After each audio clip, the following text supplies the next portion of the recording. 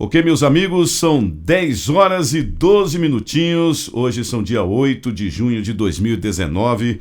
Primeira linha web rádio de Minas para o Brasil e para o mundo. Nós estamos aqui com nossos estúdios localizados na cidade de Sete Lagoas, Minas Gerais, e é com muito carinho que nós estamos a cada dia apresentando uma novidade, uma nova entrevista. E hoje nós vamos falar de um assunto importante, um assunto que diz respeito à saúde das pessoas, à saúde mental das pessoas. Nós estamos trazendo aqui nos nossos estúdios a presença de um médico psiquiatra, ele que vai nos falar sobre, obviamente, o que vem acontecendo na modernidade, o que vem acontecendo com as pessoas em geral e o que acontece no mundo de hoje relacionado à doença mental, relacionada à psiquiatria. Nós vamos bater um papo bastante intensivo e é com muito prazer que nós recebemos aqui a visita do Dr. Luiz Gonzaga. Para o bom dia, doutor. Bom dia. Muito bem, doutor. Nós estamos na iminência de uma transformação que aconteceu nos últimos 10 anos e que, obviamente, não aconteceu nos últimos 500 anos. Ou seja, o mundo evoluiu mais em 10 anos do que em 500 anos.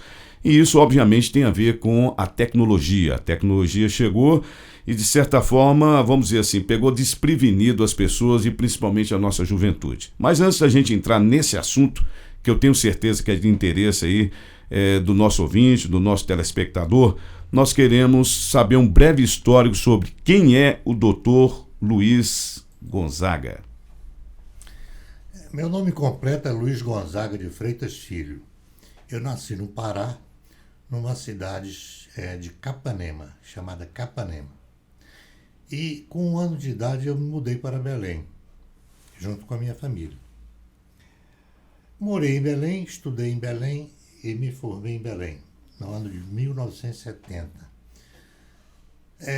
Em 71 eu já estava viajando para o Amazonas. Trabalhei na Amazônia em algumas cidades, como Parintins, Maués.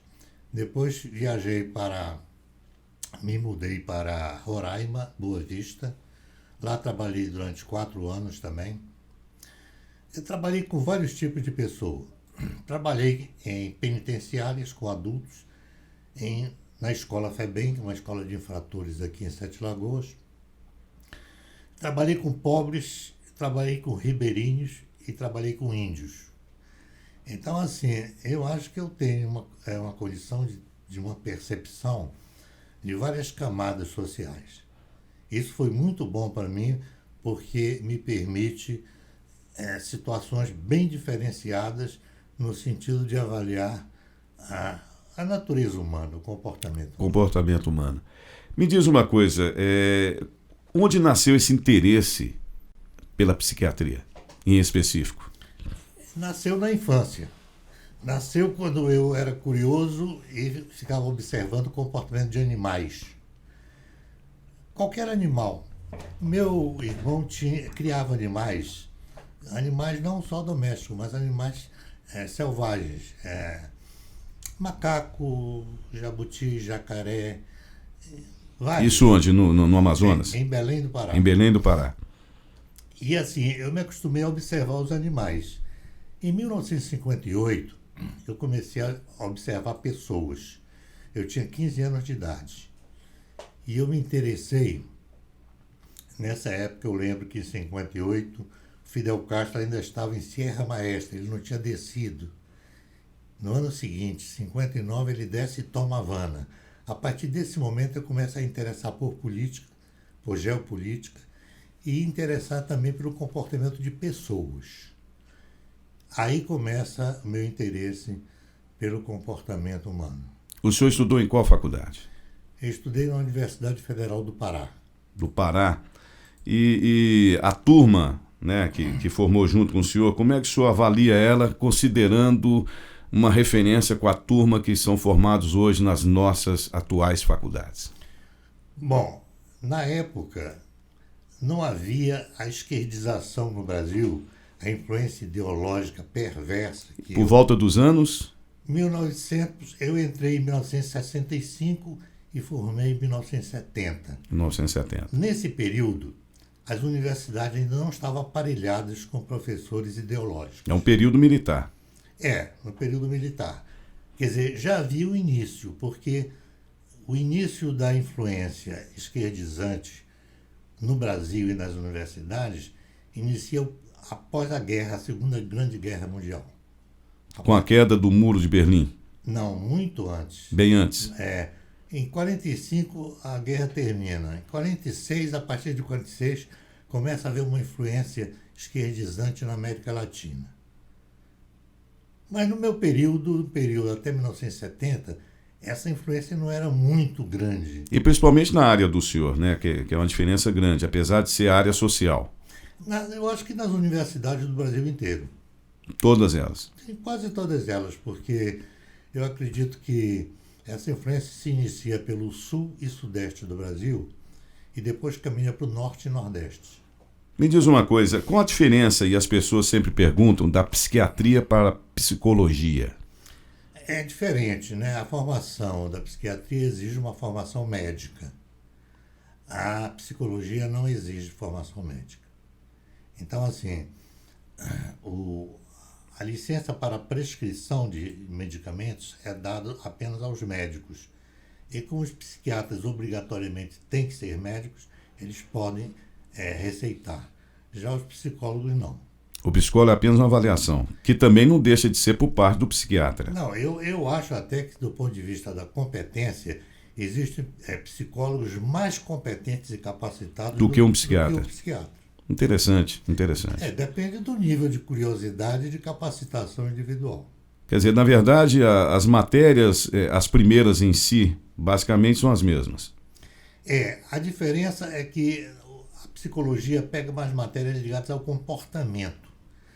O médico já tem matérias ligadas ao corpo, ao físico. Então, a medicina psicossomática, por exemplo, é uma disciplina que interliga o físico ao psicológico. Então, essa é uma matéria de dentro da medicina. A doença mental sempre foi algo que faz parte da curiosidade humana. Nós temos aí em nossa história um termo que as pessoas sempre usam até hoje, apesar de não ter sido ele o criador da psiquiatria, vamos dizer assim, mas todo mundo sempre diz, Freud explica. E eu te pergunto, o Freud ainda explica? Olha, o Freud, na época dele, porque a evolução humana se dá por etapa, se dá no tempo, no decorrer do tempo. Eu acho que o grande mérito do Freud, que era um neurologista, era um médico neurologista, a grande sacada dele foi transformar a metodologia de compreensão do comportamento numa coisa muito semelhante ao software, a que hoje nós falamos de mundo digital. O que ele fez? Ele pegou alguma coisa que é estritamente física, como é a neurologia, e abriu concepções mais subjetivas, como id, ego e superego. Esse é um esquema já pré-digital. Esse foi o grande passo que a psicanálise deu através do Freud. E apesar da gente saber dessa questão do passo da psicanálise, como o senhor está dizendo, através de Sigmund Freud, nós podemos fazer algumas avaliações sobre o comportamento humano, principalmente no que tange ao que chamam de, muitas vezes, dupla personalidade, né? O senhor já se encontrou alguma vez com algum caso específico onde pudesse ser avaliada essa questão de personalidade distinta, ou o senhor acha que isso é fruto da mente, isso não existe? Como o senhor avalia esse passo? O conceito de dupla personalidade é um conceito muito antigo, eu acho que já está até ultrapassado. Não existe dupla personalidade, existe uma personalidade só. É apenas uma? É apenas uma. Agora, o subjetivismo é que fez com que a psiquiatria e todas as ciências relacionadas ao comportamento ficassem atrasadas em relação a outras disciplinas que são ligadas mais a coisas objetivas. Por exemplo, a cirurgia é uma coisa estritamente física. Todas as situações mais físicas, mais concretas, são mais facilmente compreendidas e, portanto, a tecnologia acompanha essa compreensão. A psiquiatria e a psicologia, quer dizer, o estudo do comportamento humano, é muito subjetivo. E você ainda não tem, nós ainda não temos um ferramental próprio para o estudo científico de coisas subjetivas, como, por exemplo, as emoções. É muito difícil isso. O dia que nós tivermos um ferramental científico para compreender situações subjetivas, aí sim, aí eu diria que a situação da natureza humana, do comportamento humano, vai melhorar bastante. Pois é, mas vamos aqui para a questão até da própria psiquiatria. Nós temos casos nos Estados Unidos, por exemplo, relatado, a gente fala isso por ser ufólogo e por estudar alguma dessas questões, inclusive de psiquiatras que estudam o assunto, relacionada a algumas interferências, digamos assim, extraterrestres. Eu gostaria de saber, não à luz da psiquiatria, mas daquilo que o senhor pode observar e daquilo que o senhor acredita. Essas interferências seriam consideradas por alguns religiosos como manifestações espirituais. Alguns ufólogos dizem que, na verdade, pode acontecer algumas interferências extraterrestres, ultradimensionais, ou seja, o mundo evolui e a psiquiatria, como o senhor próprio diz, evolui também. O senhor já estudou sobre o assunto? O que o senhor tem a dizer? Já, eu sou de um grupo de pessoas que não rejeita nenhum tipo de pensamento. Eu acho que a ciência, ela admite a compreensão da espiritualidade também. Eu acho que seres extraterrestres existe vida em outros planetas. Só não temos ainda condições tecnológicas de provar isso. Mas que existe. Eu olhando pela teoria das probabilidades, eu não acredito que num universo tão grande como o nosso, apenas um planeta, o planeta Terra... Pequenininho como esse, né? Insignificante. Um grão de areia nos vários universos que já existe essa teoria do multi-universo. Eu não acredito que a vida ficaria restrita só aqui à Terra. Agora, provar é outra coisa. Baseado nisso, dessa sua crença, eu perguntaria primeiro, ela é recente? Deve ter uns 5 a 10 anos, mais ou menos. E nesse caso, durante o período em que o senhor atuou como psiquiatra nesses vários estados, nessas várias situações e tipo de pessoas, o senhor se deparou com algum caso em específico onde a pessoa dizia estar sendo, vamos supor assim, abduzida ou foi abduzida, porque são tratamentos, obviamente, que levam até um psiquiatra. É o único tratamento possível, né? O senhor já deparou em alguma situação parecida? Olha, aí, essas pessoas com quem eu tive contato e que me falavam isso, tinham situações psicopatológicas bem definidas pela psiquiatria. O senhor conseguia registrar que, na verdade, poderia ser uma questão do inconsciente? Mais alucinatória. Alucinatória. Mais. Nos dias de hoje, quando nós vemos algumas situações onde são levadas até um psiquiatra pessoas que se dizem possuídas, por exemplo, fulano está possuído pelo demônio, vamos partir por esse lado aí. Como é que o senhor avalia uma situação dessa? Já se deparou com isso? Olha, essas expressões populares, possuídos pelo demônio e tal, elas são mais, digamos assim, utilizadas popularmente. Sim, claro. Quando uma pessoa comete algum ato muito destrutivo, ela, para não querer assumir a culpa, ela diz que foi assediada por um espírito maligno. Então existe essa possibilidade? Existe essa expressão. Essa expressão. A expressão existe. Então, à luz da psiquiatria, tratamentos psiquiátricos de pessoas que se diz que cometeu tal atitude por ter sido possuída seria uma espécie de fuga da responsabilidade? Eu acredito que é um jeito que a pessoa utiliza de não sentir muita culpa. Não foi eu, foi ele. Então fica fácil. Aí fica mais fácil. E aí existe o famoso descarrego, estou livre, estou liberto, não tenho mais culpa porque não era eu. As pessoas têm muita dificuldade de aceitarem seus defeitos. É difícil. Nós, seres humanos, temos muita dificuldade de observarmos os nossos defeitos, as nossas falhas e assumi-las. É difícil assumir. Por que isso? Pois aí vai depender muito do caráter. Quando a pessoa tem um caráter construtivo, ela ainda aceita assumir essas falhas, porque o ser humano não é perfeito. Aliás, não existe nada perfeito. Eu tenho visto coisas que eu acredito até que a natureza não é perfeita. A natureza é maravilhosa. Eu tenho um respeito pela natureza que se assemelha a que eu vi e observei com os índios. Porque ela ensina, né? A natureza é de uma perfeição tão grande que para que nós existirmos hoje como seres humanos foram necessários milhões de anos.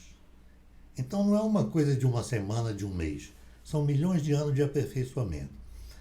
Agora, mesmo assim, a natureza apresenta falhas. Às vezes as pessoas nascem com 6 dedos ao invés de 5. Às vezes elas nascem sem um membro. Elas nascem com uma microcefalia. Quer dizer, a evolução, para que ela se dê, é necessário que ela tente. E algumas tentativas saem erradas. Até a natureza não é perfeita. Vamos partir aqui para Sete Lagoas, a cidade onde o senhor reside. O senhor atualmente não exerce mais a profissão, o senhor aposentou. Vai fazer um ano agora em junho, final de junho, que eu saí do consultório. Mas o senhor atuou em Sete Lagoas durante quantos anos, mais ou menos? Eu cheguei em Sete Lagoas em 1976, outubro de 1976. Passou pela FEBEM, como o senhor mesmo disse, né? Trabalhei na FEBEM e trabalhei no consultório. Perfeito. Então, o senhor conhece bem Sete Lagoas em tese? Em tese, sim. Correto. Vamos analisar o seguinte, e até baseado nos outros locais que o senhor trabalhou. Existe um momento em Sete Lagoas em especial, onde eu já ouvi isso até de autoridades episcopal, por exemplo, dizendo sobre esse respeito, que nós temos aqui em Sete Lagoas uma fase onde a juventude vive um momento deprimente e o nível de suicídios é grande. Então as pessoas querem comparar Sete Lagoas como uma das cidades onde está se cometendo mais suicídios, principalmente dos jovens. Essa é uma das colocações de algumas pessoas que dizem que fizeram essa avaliação. Eu não sei qual é a sua avaliação, mas nós sabemos que tudo isso é influenciado por uma série de motivos e não se restringe a Sete Lagoas, que a tecnologia está aí e ela exerce uma influência. Nós vamos falar disso daqui a pouco. Mas como o senhor avalia Sete Lagoas nos momentos em que ela passa, onde cada vez mais as pessoas procuram uma consulta com um psiquiatra para resolver seus dilemas e as suas, digamos assim, depressões? Eu diria que não só em Sete Lagoas, mas no Brasil, eu acho que até na América Latina, essas coisas ocorrem e nós estamos ainda muito atrasados, muito atrasados. Não só as tentativas de suicídio e os suicídios, mas as mutilações também. As mutilações são coisas que quase que não são, digamos assim, passadas na mídia, porque costuma ser até corriqueiro, né? Não, e outra coisa, a mídia talvez não se interesse muito por isso. Por mutilações. Não. Mutilações, o senhor diz, há pouco tempo nós tivemos aquele caso da baleia azul, onde os jovens estavam se cortando e apresentando. Seria nesse estilo, por exemplo? Exatamente. O que é isso aí? Esse é um distúrbio coletivo? Isso é um distúrbio que algumas pessoas têm explicado, que as pessoas, por não, digamos, terem um remédio para a diminuição da dor emocional, elas se mutilam na dor física para compensar a dor emocional. A dor emocional. Por que a pessoa faz isso? Eu acho que a única coisa que a pessoa consegue perceber que diminui a dor emocional é ela sentir dor física. É uma espécie de substituição dolorosa. Mas nós atravessamos hoje um momento interessante com a nossa juventude, o senhor veja bem. Muitas vezes o jovem diz que vai se suicidar porque se sente deprimido e não se sente amado. Mas ao mesmo tempo que ele diz que não se sente amado, é um jovem que se tranca no quarto, num computador, numa tecnologia, e ele não tem mais aquela convivência como tinha antes. Algumas pessoas culpam os pais, outras pessoas culpam a própria sociedade ou mesmo a própria tecnologia. À luz da psiquiatria, como o senhor analisa esse momento de hoje, onde existe essa interferência e quase que uma incorporação da tecnologia nas pessoas? Como o senhor analisa esse fato? Como fuga. A mutilação é uma espécie de fuga. Também quando a pessoa substitui a dor física pela dor psicológica, pela dor emocional, a fuga para a tecnologia, para o vício digital, é também uma fuga. Aliás, são várias formas de fuga. Beber demais, fumar demais. Quer dizer, toda vez que você se excede num hábito, você está fugindo da realidade. Da realidade. O delírio é uma fuga da realidade. Ou seja, a pessoa, mas como se atribui, por que a juventude está contaminada, vamos dizer assim, nessa questão da tecnologia? Porque é uma coisa nova, como eu havia dito no início, pegou desprevenido, né, essa evolução dos últimos 10 anos pegou desprevenida a nossa juventude. Nós não tínhamos, mal tínhamos uma televisão. Eu conhecia a televisão preto e branco. O senhor se lembra quando nem existia televisão, né? Quando veio a primeira televisão para o Brasil, vamos dizer assim. Mas hoje a facilidade é grande. Os pais, logo uma criança de 2, 3 anos, ou até muito menos, já estão pegando o celular e quando você assusta, está sabendo mexer no celular mais do que o próprio adulto. A culpa é dos pais? Olha, eu tenho um pensamento que a gente sempre tem que procurar alguém que seja o culpado. Eu acho que existe uma coisa que é até mais importante. É aquilo que a gente chama de processo adaptativo. Certo. Se você perceber bem, do século passado, do ano de 1900 até hoje, o tempo que passou foi muito curto para o volume de mudanças que ocorreram, inclusive de mudanças tecnológicas. Agora, imagina quando o homem morava na caverna. Ele ficou milhares e milhares de anos sem que houvesse um processo de evolução tão rápido como ocorreu nos últimos 100 anos. Sim. Eu acho que isso tem uma interferência muito brutal. O homem não teve tempo de se adaptar. Mas o senhor não acha que a tecnologia já está se inserindo na própria pessoa e não a pessoa utilizando-se dela? O senhor não vê essa juventude como uma juventude que foi, digamos assim, pega de surpresa? Não, eu vejo que os seres humanos todos foram pegos de surpresa. Porque quando a gente valorizou muito o processo industrial, né? A Revolução Industrial, e o processo tecnológico, nós demos muita importância a isso. E isso também gera uma coisa que nós somos viciados, que é em ganhar muito dinheiro. A necessidade do quanto mais, mais. Quanto mais, mais. E esse é um processo que fez com que o homem avançasse muito tecnologicamente e economicamente. E nós não estávamos preparados para uma mudança tão rápida. E isso não tem a ver nem com a juventude, tem a ver com idosos, tem a ver com pessoas de média idade. O senhor quer dizer o seguinte, que os próprios pais, vamos dizer assim, entre aspas, foram pegos de surpresa e hoje não sabem como lidar com seus filhos. Todos foram pegos de surpresa. E como é que um pai deveria lidar com um filho que, por exemplo, se tranca num quarto, um filho, uma filha, ou no celular, e a tecnologia faz parte e não existe mais aquela convivência por mais que você tente?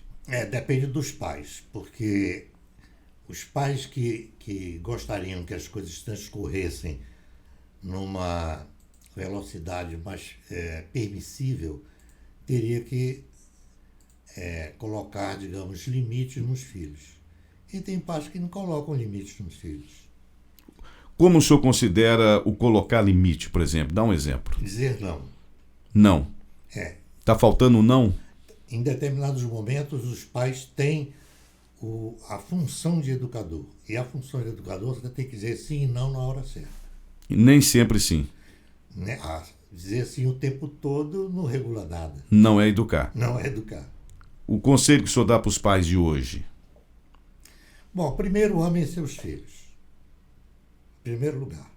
Em segundo lugar, o preparem para uma sociedade que está evoluindo muito rapidamente. Tão rapidamente que produz fenômenos que nós não sabemos lidar com eles. As novas profissões.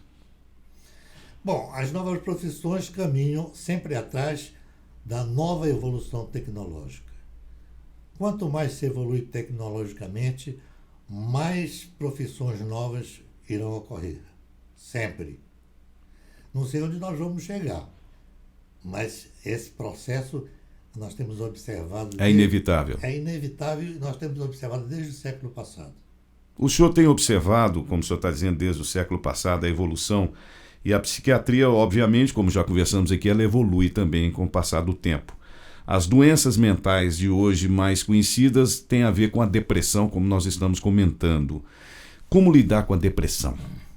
Pois é, nós temos vários problemas. Costuma-se dizer que ansiedade e depressão são faces da mesma moeda. Um dos males que se fala pouco é sobre ansiedade. Hoje as pessoas estão muito ansiosas. O querer mais. Não, é tudo muito rápido, até a forma de falar tem sido ansiosa. A forma de comer tem sido ansiosa, daí a obesidade. Quer dizer, a ansiedade e a depressão, elas são sintomas de um tipo de atividade humana muito rápida e exigente de acordo com as solicitações da nova tecnologia e daquilo que se considera moderno. Hoje em dia é moderno quem faz tudo muito rápido, quem trabalha muito. O mundo globalizou. Eu acho que o mundo está num ritmo que a natureza humana não está suportando. Está insuportável para a natureza humana. Daí o fato de podermos dizer que as pessoas estão adoecendo mais. Com certeza. O caminho seria, fora o tratamento, logicamente, para quem está com um certo grau de, como o senhor diz, de ansiedade, de depressão, o caminho é qual, ao seu ver? Pois eu nem saberia falar sobre isso, porque eu convivi entre índios e vi os índios interagindo com a floresta, com a natureza, de uma forma muito tranquila. E respeitosa, né? Respeitosa e tranquila. E se olhando como as pessoas da nossa sociedade industrial, elas se degladiam, elas competem ferozmente. Eu não via isso nas tribos que eu visitava. Essas comunidades indígenas o senhor visitava com intuito médico ou por um intuito de estudo, curiosidade? Eu me aproveitava da função médica para estudar a etnologia. E o que o senhor descobriu de diferença, vamos dizer assim, dentro desse quadro doentio que a sociedade moderna vive, comparado com essas sociedades que o senhor visitou indígena? O que o senhor viu de diferença que pode ser aproveitado, que os índios fazem de bom e que nós esquecemos de fazer? Você vai compreender bem isso quando você observar uns vídeos. Eu coloquei 50 vídeos no YouTube.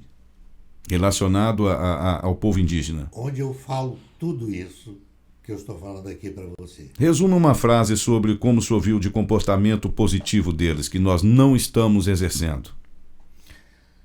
Eu vou falar numa frase. Viver eu quero, conviver é preciso. Eles convivem. Com certeza.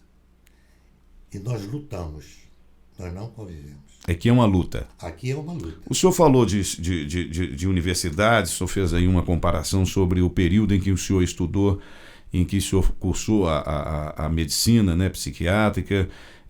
Era uma fase diferente das universidades de hoje. O senhor, obviamente, está acompanhando aí o que aconteceu no Brasil, principalmente nos últimos, digamos, 40 anos, ou talvez até 50. Nos últimos 60. Dos últimos 60 anos. Por que o Brasil regrediu tanto na questão educacional, ao seu ver? Não só o Brasil regrediu. Toda a América Latina regrediu. E alguns países da Europa também Sofreram. Sofreram e sofrem, ou o senhor está vendo alguma mudança? Não, sofreram. Eu não sei o que vai ocorrer daqui para frente. Alguma coisa vai ter que ocorrer, porque se nós continuarmos nessa progressão maluca, é uma progressão maluca, enlouquecedora, eu não sei onde nós vamos chegar. Eu acho que nós não teríamos um bom futuro, não.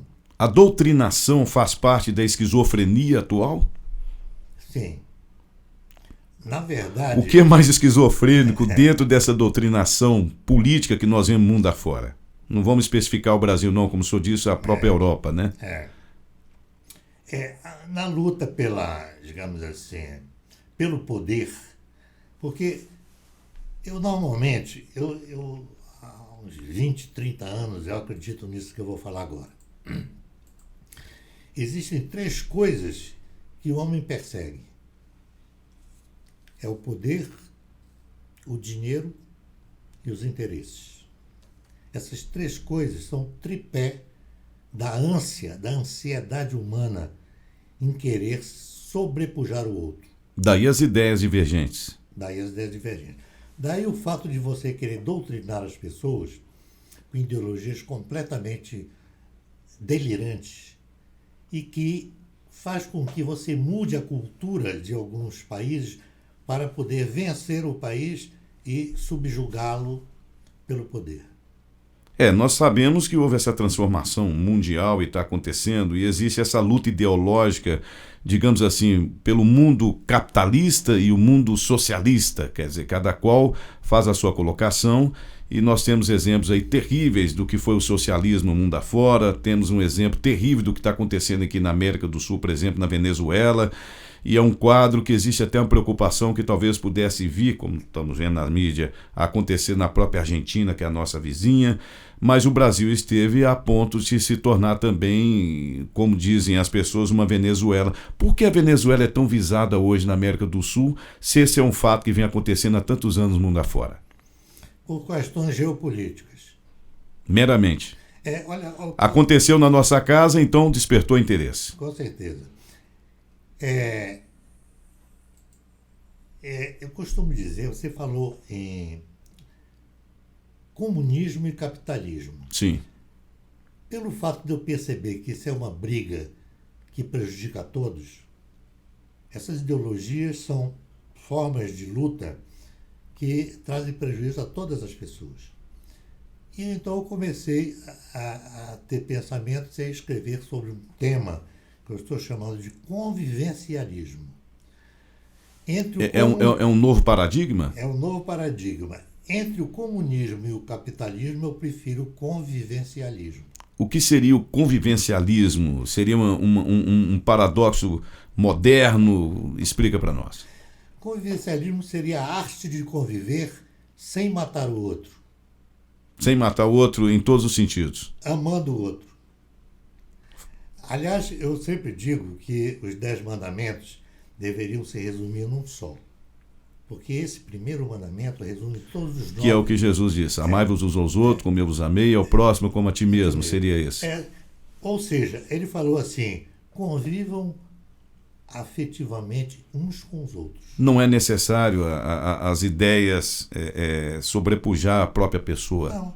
Eu acho que um pai não quer sobrepujar o filho, um filho não deve querer sobrepujar o pai, a mãe não deve querer sobrepujar a vizinha.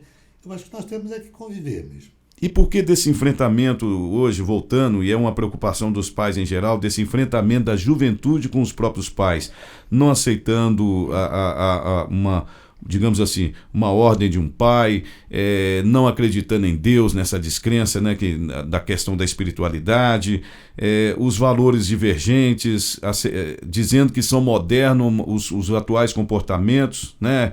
Ou seja, são comportamentos divergentes com aquilo que no passado nos foi passado como sendo algo ideal para o viver, e hoje não. Só acredito que tem esse conflito acontece onde na história? Não, esse conflito ele é até fisiológico, é um conflito necessário. As crianças e os jovens, para se tornarem adultos, eles precisam confrontar determinadas ideias dos pais. Uma das coisas, por exemplo, que eu percebi muito entre os índios, e que até hoje para mim é um mistério, é que os índios não recebem ordens. Ou seja, os líderes naquela época, nós estamos falando dos indígenas da década de 60 e 70. Por quê? Pode ter mudado? Não, porque os índios estão sendo dizimados. Não só dizimados, como também informatizados. Com certeza. Quer dizer, está vendo... Dizimado em sua cultura? Na sua cultura. Quer dizer, a cultura indígena, como dependia economicamente da floresta e não dos supermercados, eles viviam de forma mais harmônica. Agora, eu acho que uma criança e um adolescente, para crescerem, eles precisam, digamos assim, eles não precisam aceitar tudo dos pais, não. Eles podem dialogar. Como eles não têm ainda habilidade e capacitação para diálogo, eles simplesmente brigam com os pais. Agora, os pais que têm mais maturidade devem perceber de como encaminhar esse diálogo. O senhor veja bem, voltando às Sete Lagoas, sob esse quadro, né, que nós falamos aqui. É claro que essa matéria está indo aí mundo afora.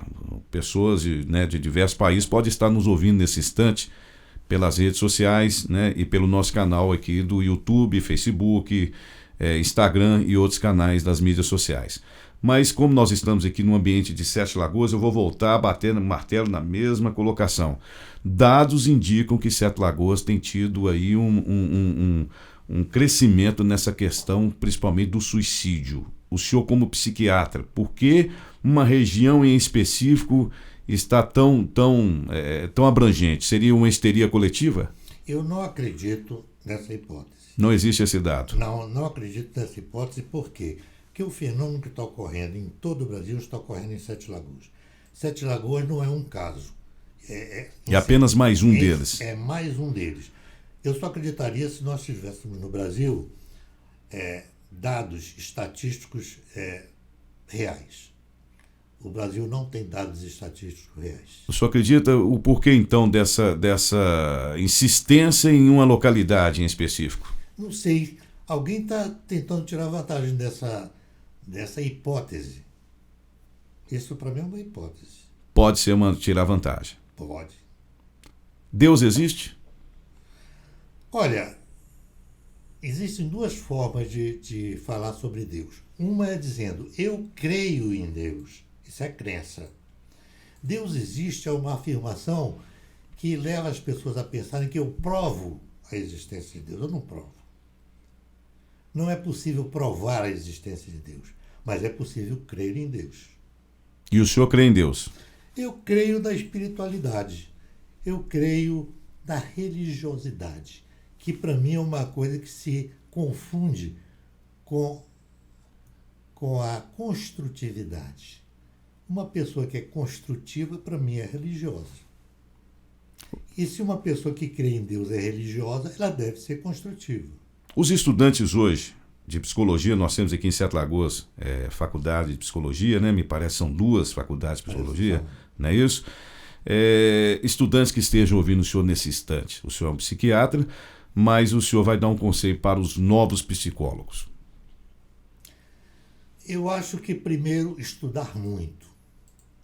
Existe uma coisa que eu acho que prejudica muito qualquer estudante e qualquer profissional que gosta de estudar.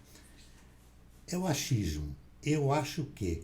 O achismo? É o achismo. Eu acho isso. Eu acho que é isso. Você não deve achar nada, você deve estudar. E para ter certeza. Você tem que usar lógica para entender as coisas. A lógica não tem sido usada pelas pessoas. Não, até tem sido usado, mas muito pouco usado. Lógica, para mim, é uma coisa que pode ser representada matematicamente ou conceitualmente. Por exemplo, matematicamente seria 2 laranjas mais 2 laranjas são 4 laranjas. Correto. Isso é matemático. Agora, uma lógica conceitual, chove para baixo.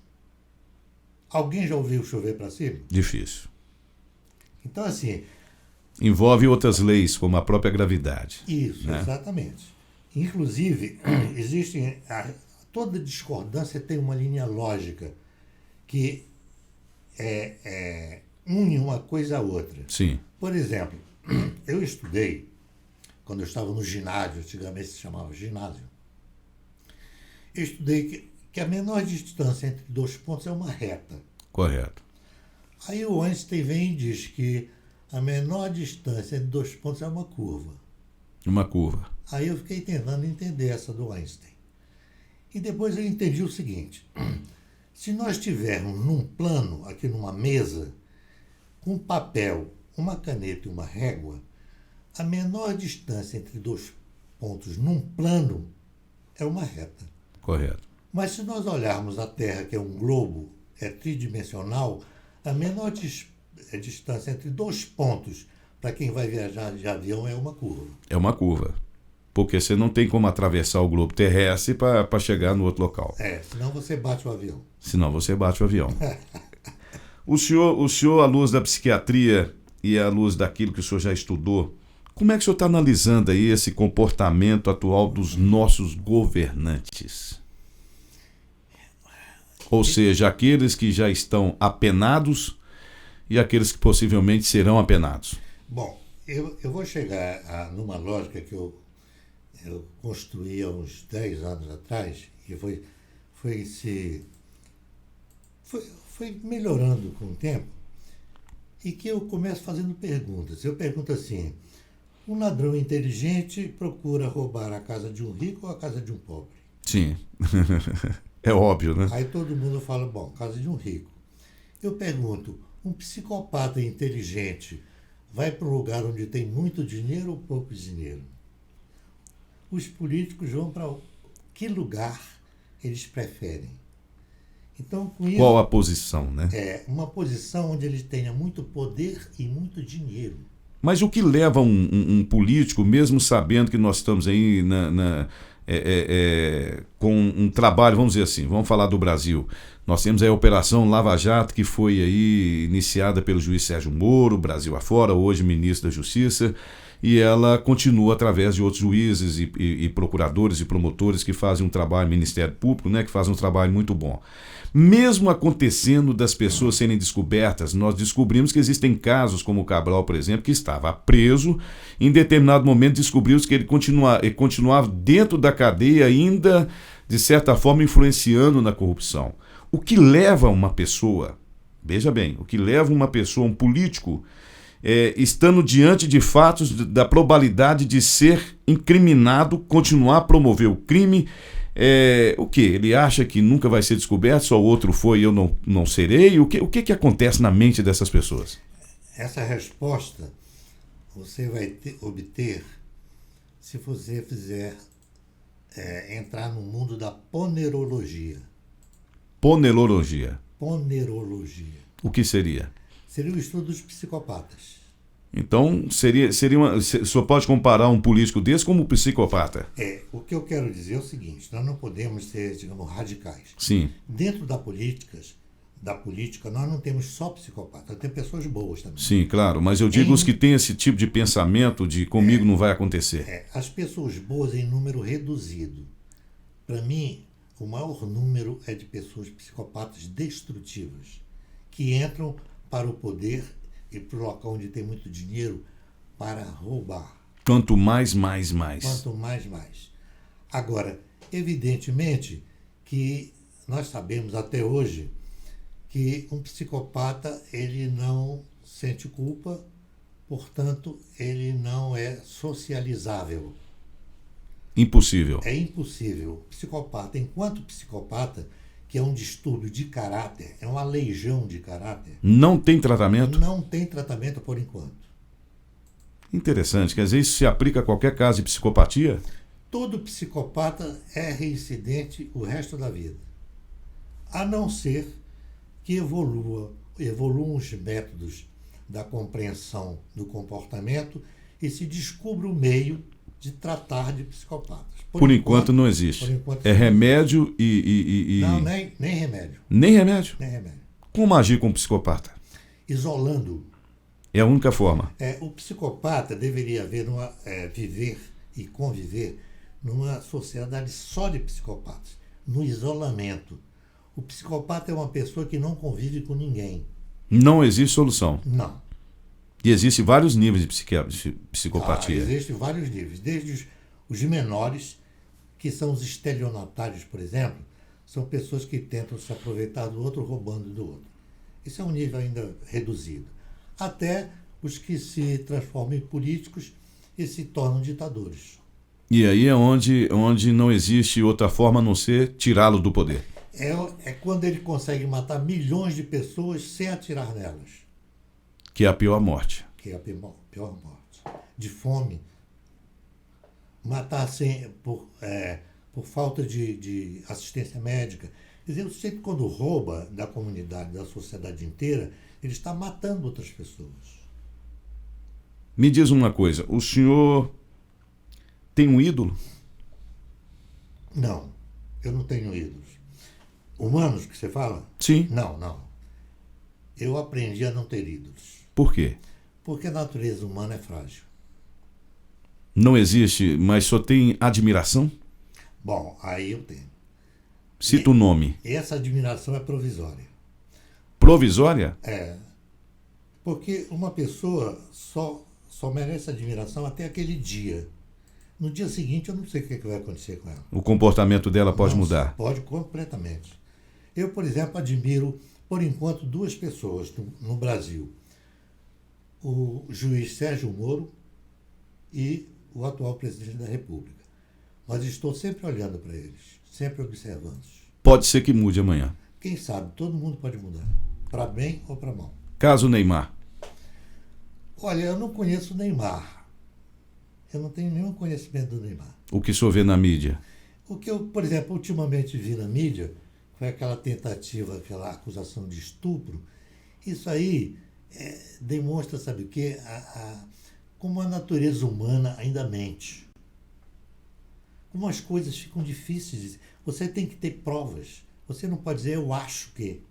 Você tem que ter provas. Ali, como o senhor viu, pelo que é apresentado na mídia? Como o senhor analisa? Eu vi falta de provas. Ou seja, talvez um querer se aproveitar de uma situação? E o outro tentando esconder alguma coisa que ele fez de errado. Quem sabe? Agora, quando as provas estiverem na mesa e forem realmente críveis, aí sim, aí nós podemos ter alguma coisa. Mulheres que agem dessa maneira, tentando se aproveitar de pessoas famosas, pessoas com poder financeiro, poderia ser considerado uma psicopata? Os psicopatas são do sexo masculino e do sexo feminino. Sim. A psicopatia é do ser humano, seja ele um homem ou uma mulher. Correto. Mas esse comportamento, ele poderia se equivaler a isso? Equivaler a dizer que o comportamento do querer se aproveitar de uma pessoa famosa ou com dinheiro, ou eu quero aparecer, isso é um desejo inerente do ser humano ou poderia ser considerado um caso de doença mental? Então, isso é uma forma de psicopatia. Toda vez que eu quero extorquir alguém, eu ameaço destruí-lo, destruir a sua imagem. Então você é um doente. Não é um doente, é um psicopata, que é pior do que um doente. Ou seja, não tem cura. Não, doente é aquele que ainda tem cura, que pode ser tratável. No caso do psicopatia, não tem. No caso do psicopata, Então é uma pessoa lesiva à sociedade. Com certeza. E é uma pessoa que eu até desejaria que um dia a gente conseguisse, através do exame, detectar a psicopatia no nascimento. Quando a criança nasce, se fosse possível tirar uma gota de sangue da criança e, através do exame de sangue, detectar a psicopatia, seria possível se construírem métodos de, pelo menos, atenuação dos efeitos da psicopatia. O senhor acredita que poderia ser genético? Eu acredito. Ou seja, pessoas cujos pais teriam essa tendência poderiam nascer também com a mesma tendência? Sim. E outra coisa, há casos já comprovados de psicopatas que, mesmo tendo uma família muito boa, que estabeleça uma educação excelente, a pessoa nunca vai se melhorar como pessoa. Vai continuar sempre destrutiva. Interessante. Não teria aí um lado, digamos assim, entre aspas, espiritual? Aí fica difícil, porque eu não entendo dessa área. Não é. Mas à luz da psiquiatria, como é que o senhor acharia, então, se o senhor está dizendo que uma pessoa foi criada num ambiente familiar, digamos assim, 100% correto, dentro daquilo que nós entendemos, e de repente ela apresenta um quadro de psicopatia, vamos supor, aquelas pessoas são ricas, que de repente tem tudo na vida, mas entra no supermercado e tem que roubar uma barra de chocolate. Exatamente. Aí? Nós temos um caso desses, que eu não sei se você lembra, eu não sei se eu estou lembrando o nome dele num momento aqui, mas foi um líder, um rabino paulista, uma pessoa que é muito destacada, muito respeitada e que foi presa nos Estados Unidos num supermercado roubando gravatas. Roubando gravata. Quer dizer, que coisa incompreensível. Uma pessoa de uma projeção internacional roubando gravata para quê? Pois é, como é que o senhor analisa? Aí ela te procura e diz, olha, aconteceu isso comigo. Pois por isso que eu digo que a natureza humana é frágil. Não existe coisa perfeita. É fragilidade, é doença ou é psicopatia? Não, eu acho que nesse caso ele até foi muito direito, ele pediu desculpas, se retirou da sociedade, parece que ele ficou sentindo muito culpado, né? E assim, O sentimento de culpa seria, então, não a psicopatia, mas uma doença. Eu reconheço que eu sou culpado. não, o sentimento de culpa só se dá em pessoas de bom caráter. Ou seja, pelo caráter dele, então ele não é um psicopata. Não.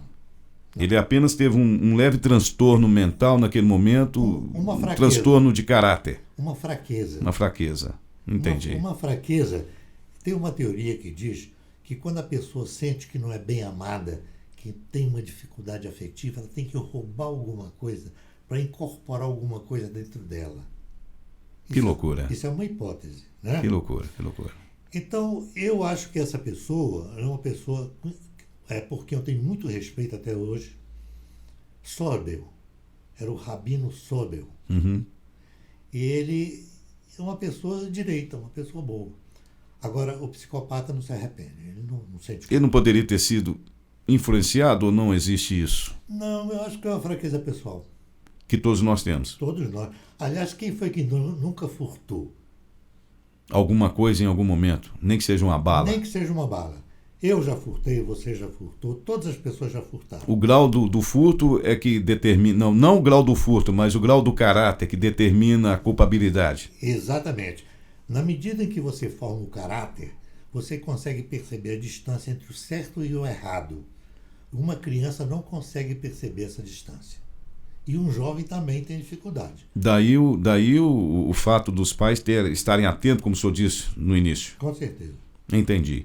Dentro disso que nós conversamos sobre a questão das doenças mentais, da psiquiatria, do mundo em geral, o que o senhor gostaria de acrescentar hoje? O que mais te preocupa? O que mais me preocupa é o destino da raça humana. Eu acho que nessa progressão que nós estamos vivendo, nós estamos tendo muitos problemas. É necessário ocorrer alguma coisa e a gente mudar o paradigma da convivência. Sem mudança do paradigma da convivência, sem tirar essas três coisas que o ser humano ainda acredita nelas, poder, dinheiro e interesses, quando a gente começar a perceber que todos são iguais, que todos têm direitos, e começarmos a, digamos assim, mudar esses valores. Ser um pouco indígena, né? É começar a copiar o lado indígena Que nós perdemos. que nós perdemos. Entendi. Bom, nós vamos agora na sequência da nossa entrevista, como eu havia dito, e como a gente faz aqui com todos os nossos convidados, nós temos aqui na mesa 7 envelopes amarelos. Na verdade, laranja, que é a cor do Primeira Linha Web Rádio e do portal primeiralinhaonline.com.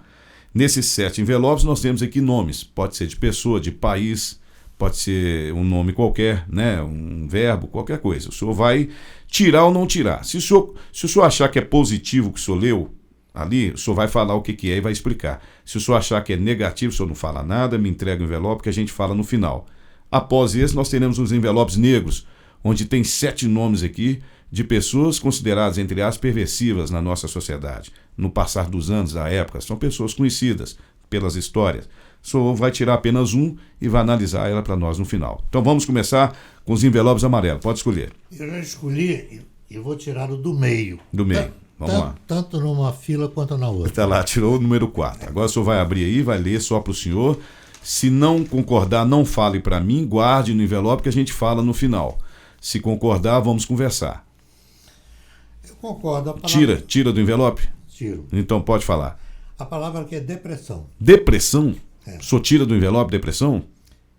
Eu tiro para falar sobre ela. Sim, mas se é uma coisa negativa, o senhor deveria não tirar para a gente falar no final. Não, Mas o senhor quer falar? não, eu nem qualifico a depressão como uma coisa negativa. É uma coisa real.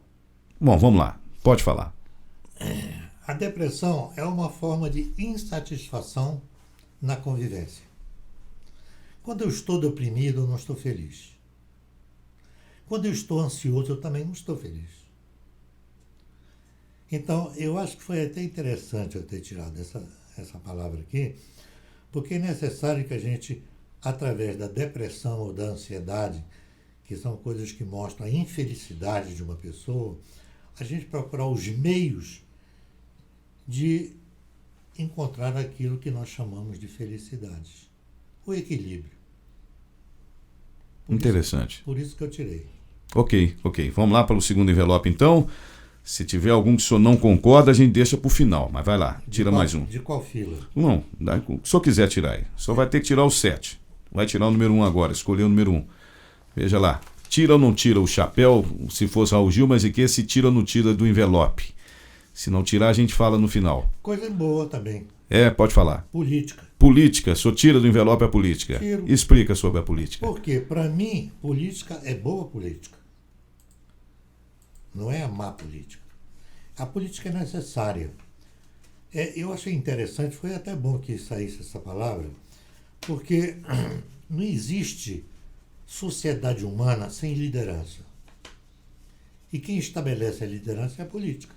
Por exemplo, entre os índios existe uma coisa muito interessante, que está nessa coleção que eu coloquei no YouTube, que lá o líder para eles não manda. Ninguém recebe ordem. E o líder é proibido de mandar. Lá eles não têm presidente, quer dizer, uma pessoa, autoridade. Não tem vereador, não tem deputado, não tem senador. Não. Eles têm líderes. Certo. Porém, eles não podem mandar. Eles são proibidos de mandar. Eles podem liderar. E outra coisa, eles não têm mandato. Mas um líder qual seria a autoridade, então, desse líder? Não existe autoridade. Existe uma admiração das pessoas pelo líder. Então ele seria mais um conselheiro. Ele seria uma pessoa admirada. Enquanto for admirada, será líder. Depois que deixar de ser admirada, perderá o seu... Aliás, nem perderá o mandato, porque ele não tem. Perderá a sua liderança. Perderá a sua liderança. Ok, vamos lá para o próximo envelope, então. Vamos ver para quem o senhor tira o próximo. Tira ou não tira? Pode escolher aqui, entre outros aí. Número 7. Vamos ver o que o senhor escolheu. Vamos ver o que vai sair. Se não tirar, a gente fala no final, né? Se for algo muito negativo, a gente fala no final. Também positivo. Vai tirar também? Também. Positivo? Pode falar. Tecnologia. Tecnologia, vamos falar da tecnologia. A tecnologia é uma coisa que facilita a nossa vida. Mas assim como o sal, ela tem que ser dosada. Toda vez que nós damos muita importância à tecnologia, nós estamos criando problemas. O sabor da comida só é bom quando o sal entra no equilíbrio para o sabor e não contra o sabor. A tecnologia é a mesma coisa. Quando nós usamos a tecnologia para o bem-estar de todas as pessoas, e sem ser usada como arma para destruir o outro, ela é boa. Então o senhor tira do envelope a tecnologia. Claro. Ok, vamos lá então para a próxima. Vamos ver se o senhor tira ou não tira do envelope a próxima. Pode escolher. Número 2. Vamos lá. Vamos ver então. Lembrando que o senhor pode falar no final caso não concorde, né? Vamos ver o que é. Religião. Religião. Também. Tira do envelope. Tiro. Pode falar. Religião é uma necessidade. Por que é uma necessidade? Porque você tem que crer em alguma coisa. Aliás, é tão necessário que você tem que primeiro crer em você. Se você não crê em você, que a gente chama de autoestima... Não tem como acreditar em algo. Não tem nem como conviver.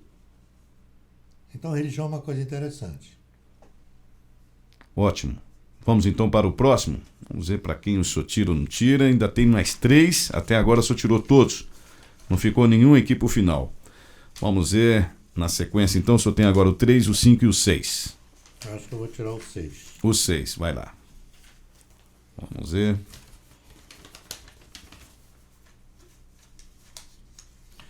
Amor, eu tiro. Ok, vamos lá. Pode falar sobre o amor. Ama teu próximo como a ti mesmo. Nós já falamos sobre isso. Isso é, digamos, o tempero da convivência. O equilíbrio. É o equilíbrio. Não precisa falar mais do que isso. Ok, vamos lá. Mais um então, vamos ver. Faltam 2 envelopes, número 3 e número 5. Número 3. Até agora não ficou nenhum pro final. Vamos lá. Felicidade. Felicidade. Claro que eu tiro. O senhor é um homem feliz? Eu me sinto feliz. Eu me sinto feliz. E a felicidade tem muito a ver com o amor, né? Com o equilíbrio. A palavra é excelente. Só é feliz quem ama. Só é feliz quem se ama e que ama o outro. Você tem que ter autoestima primeiro. Você tem que gostar muito de você. E você só gosta de você se você for uma pessoa direita. Se considerar uma pessoa direita. Aí você gosta de você. Você tem que gostar do outro também. Ninguém vive sozinho. Ok? Vamos então para o último. Esse não tem jeito, só vai ter que tirar de qualquer jeito e falar, porque é o último, é o número 5. Vamos supor, o senhor pode falar que eu não tiraria, mas vai ter que falar igual. Deixa eu ver o que vai ser.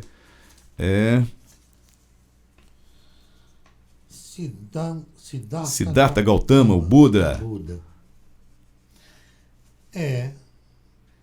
Tiro porque eu acho que o Buda foi, né? Que ele já faleceu. Uma pessoa como as outras. Um filósofo. Alguns chamam de religioso, mas eu acho que ele foi um filósofo. Deixou um bom ensinamento. Acho que deixou um bom ensinamento. Por exemplo, no Buda, eu vejo uma coisa que nós falamos antes aí, que é o contrário da ansiedade, que é a meditação. É a pessoa ficar calma, se introjetar e começar, digamos assim, a pensar. Nós temos que ter tempo para pensar e ter silêncio interior e paz. O Buda falou muito sobre isso. Encontrou o equilíbrio. Encontrou. E o equilíbrio existe dentro das pessoas. As pessoas é que não sabem onde ela está, onde ele está. Então, pelo que o senhor diz, o caminho é primeiro se amar. Primeiro se amar. Se amando, você ama o próximo. Você não pode amar uma pessoa se você não se ama. É difícil. Eu não acho nem possível. Então, aquele que odeia o outro é porque não se ama. Claro. Correto. Vamos agora, então, para o finalmente da nossa entrevista, da nossa interação. Nós temos aqui 7 envelopes negros. E algum deles tem um nome de alguém aí importante na humanidade. Você vê que não tem nem número. O senhor vai abrir, vai falar quem que é e vai comentar sobre essa pessoa. À luz da psiquiatria, vamos dizer assim. Gengis Khan. Gengis Khan. Nossa, o senhor foi lá longe. Esse era o mais longe que tinha, inclusive. Gengis Khan, vamos lá. Eu li alguma coisa sobre Gengis Khan. Deveria ter lido mais. Mas eu acho que essas pessoas que nós não conhecemos, eu não conheci o Gengis Khan pessoalmente. O senhor sabe o que a história diz sobre ele? Um conquistador sanguinário, por exemplo. E nem sempre o que a história diz sobre pessoas e fatos é verídico. Nem sempre. Aumenta-se. O que eu acho é o seguinte, o Gengis Khan é um personagem tido como um personagem forte. Não acredito nisso. Hoje em dia também eles falam muito dos Césares, dos imperadores, né? Das pessoas muito fortes, foram títulos gloriosos, né? Mas eu assim, eu gostaria de ter conhecido a pessoa para poder ter avaliar a cabeça dele. Avaliar. Eu não acredito muito em histórias contadas. Ok. O homem não é tão forte assim. Não. Ele tem as suas fraquezas. Eu acho que toda vez que existe um ídolo muito forte numa sociedade, essa sociedade é mais fraca.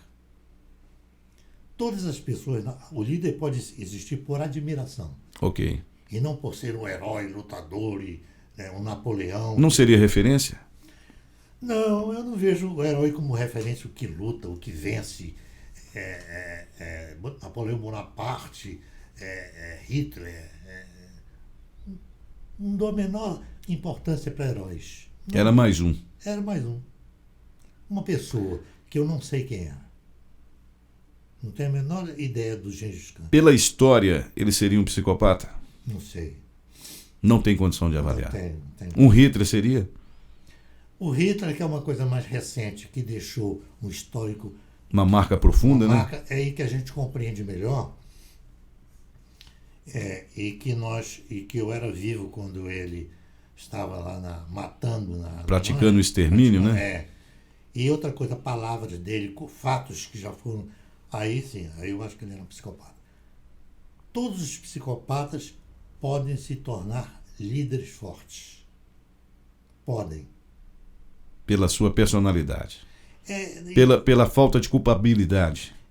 e também pela sua estratégia. Por exemplo, o Hitler era um indivíduo que tinha um talento verbal muito bom.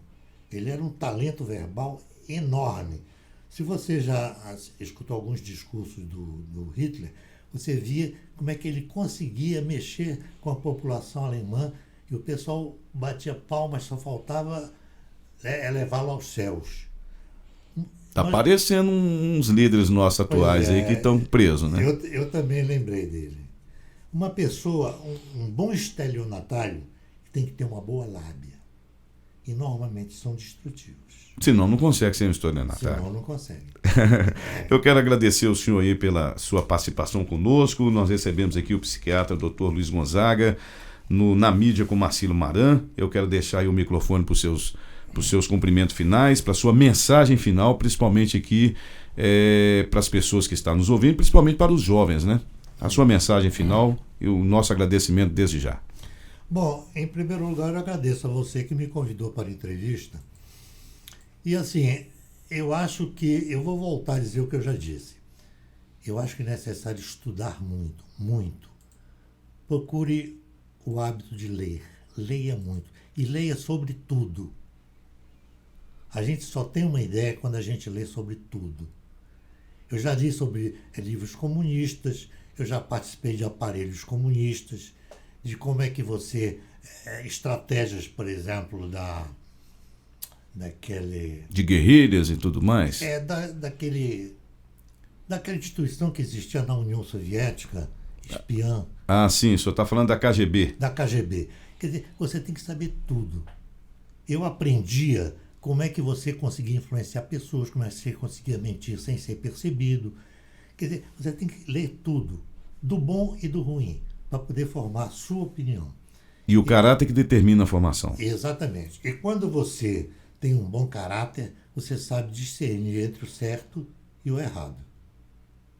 É essa a mensagem que eu passo para os jovens. Aprender, lendo, a discernir sobre o certo e sobre o errado. É isso aí, pois é, meus amigos. Agora gostaria de deixar o agradecimento a vocês. Estaremos de volta com mais entrevista aqui no nosso canal. Fiquem com Deus, forte abraço e, como eu sempre digo, vamos em frente porque o Brasil precisa da gente. Forte abraço a todos.